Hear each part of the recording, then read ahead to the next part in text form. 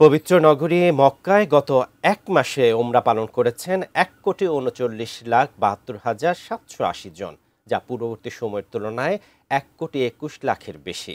মক্কায় দর্শনার্থী ও ইবাদতকারীর সংখ্যা নির্ধারণে ব্যবহার হচ্ছে আধুনিক প্রযুক্তি।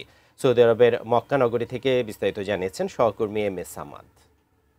এবং সৌদি আরবের যে হারামাইন জেনারেল অথরিটি আছে তারা বলছেন যে গত এক মাসে ১,৩৯,৭২,৭৮০ জন মানুষ উমরা পালন করেছেন, যা গত মাসের তুলনায় প্রায় ১,২১,০০,০০০-এরও বেশি।